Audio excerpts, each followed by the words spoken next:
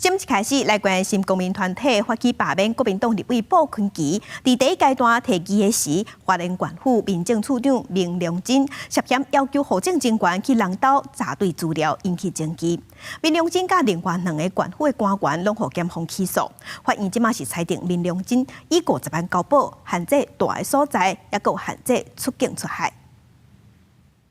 然后这个造成各界的困扰，抱歉。三边对媒体镜头行礼会室的花莲县府民政处长明良真，牵涉到查水表的证据。明良真也有另外2名县府的官员，和检方依照违反个资法起诉。昨日到2审第2，暗时裁处明良真50万交保，限制大居加出境出海8个月，用电子设备监控。谢谢，抱歉。旁边国民党立委鲍坤琪伫第一阶段提议的时阵，明良真涉嫌要求户政人员去人厝内查对罢免资料。照规定，查对罢免提议人的名册，只敢限定户籍资料的年纪、居住期间、身份证号、地址是毋是有错误。对是毋是代签，囡仔是真的假的，受选委会查缴。检方认为明良真成为主导者，烦恼拢无后悔，甚至过3度对话记录，推卸责任，并且欢迎将当量刑。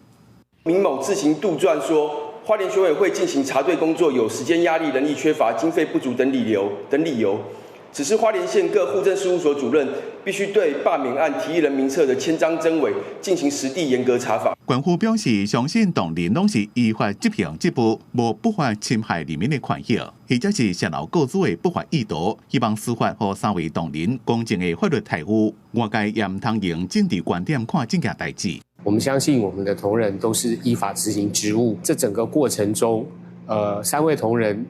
相信他们都并没有不法侵害人民权益或泄露个资这样的不法的意图。花莲地检讲，明良真自侦查中执行羁押到即马已经有相当时间，检察官伫咧侦查阶段处置的程序也到一定的程度，考虑羁押的比例完整，搁参考检察官明良真甲辩护人的意见，做出裁定，裁处交保，并且限制出境出海，应该当产生相当的拘束力来代替羁押。